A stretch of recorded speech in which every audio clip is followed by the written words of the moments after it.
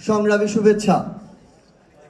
আমরা বাংলাদেশের ইতিহাসের একটি গুরুত্বপূর্ণ সময় পার করছি। আপনাদের স্লোগানে রয়েছে শিক্ষা, ঐক্য, মুক্তি। আমাদের এই মুক্তিটা খুব বেশি জরুরি হয়ে দাঁড়িয়েছে। আমরা ভেবেছিলাম 24-এর অভ্যুত্থানের পরে আমাদের মুক্তি হবে, কিন্তু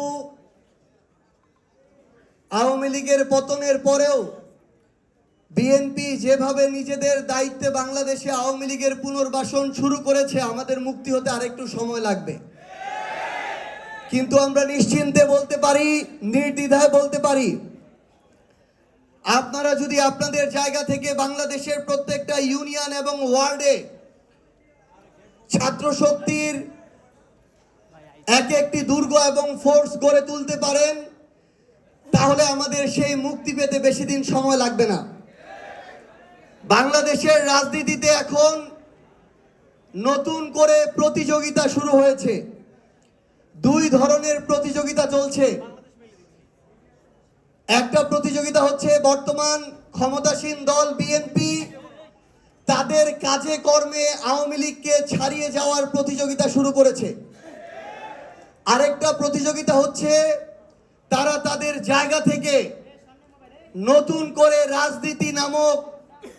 রাজনীতি না করে অভিনয় করার প্রতিযোগিতা শুরু করেছে। একদিকে তারা আওয়ামী মাফিয়া আইভির মতো মানুষদেরকে নেগোসিয়েশনের ভিত্তিতে জামিন দিচ্ছে, বদির মতো মাদক মাফিয়াদেরকে জামিন দিচ্ছে। আরেকদিকে তারা লোক দেখানো সচিবালয় থেকে ওসমানী মিলনায়তন পর্যন্ত হেঁটে হেঁটে যাচ্ছে। আমাদের পুরো বাংলাদেশের মিডিয়া যখন হেঁটে যাওয়ার দিকে নজর দিচ্ছে, তখন বাংলাদেশের প্রত্যেকটা জেলায় আওয়ামী লীগের অফিস খোলা হচ্ছে। একদিকে তারা ব্যবসায়ীদেরকে বাংলাদেশ ব্যাংকের গভর্নর বানাচ্ছে, তাদের বিএনপির মন্ত্রীদের যে ব্যাংক, সেই ব্যাংকগুলোতে হাজার কোটি টাকা লুটপাটের পায়তারা শুরু করেছে। আবার আরেকদিকে তারা বড় বড় প্রোগ্রামে সুন্দর চেয়ার সরিয়ে সাধারণ চেয়ারে বসার অভিনয় করছে। একদিকে তারা তাদের জায়গা থেকে বাংলাদেশের এই মানুষদের সামনে পিলখানা হত্যাকাণ্ডে আমার যেই অফিসার ভাইদেরকে আওয়ামী লীগের নীল নকশায় হত্যা করা হয়েছে, সেই অফিসার ভাইদের ওই কবরে গিয়ে আওয়ামী লীগের রাষ্ট্রপতিদেরকে নিয়ে তারা শ্রদ্ধাঞ্জলি জানাচ্ছে। আরেকদিকে তারা তাদের জায়গা থেকে নতুন করে সিগন্যালে দাঁড়িয়ে যাওয়ার অভিনয় শুরু করেছে।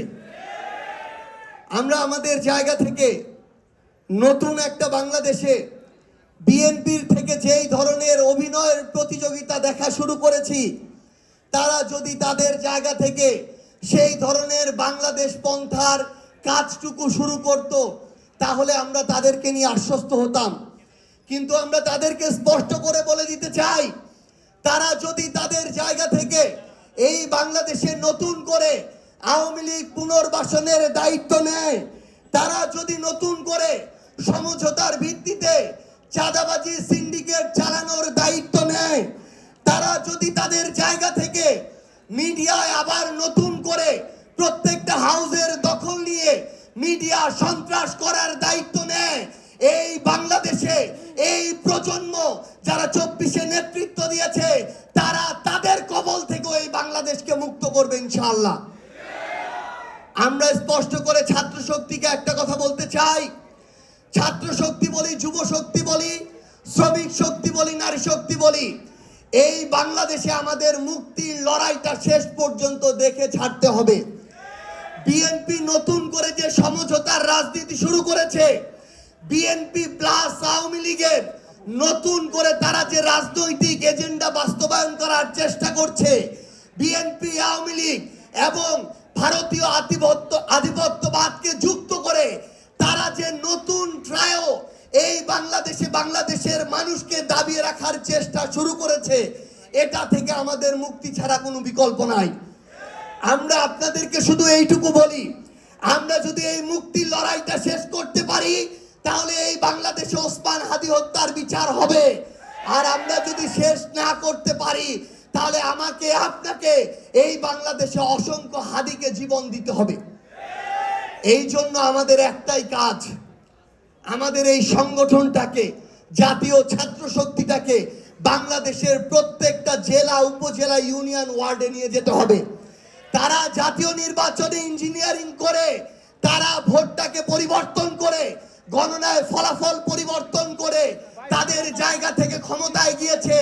স্থানীয় নির্বাচনে প্রত্যেকটা ভোট কেন্দ্রে যুব, ছাত্র, এনসিপি, শ্রমিকের শত শত নেতা কর্মী দিয়ে প্রত্যেকটা কেন্দ্রে এক একটা দুর্গ করে তুলতে হবে।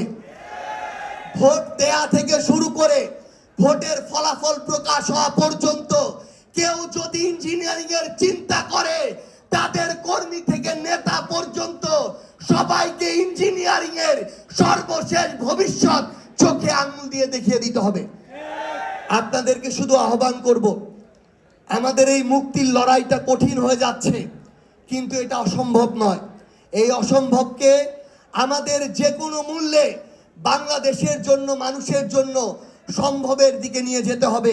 আপনাদেরকে সাংগঠনিক জায়গা থেকে শুধু দুইটি আহ্বান।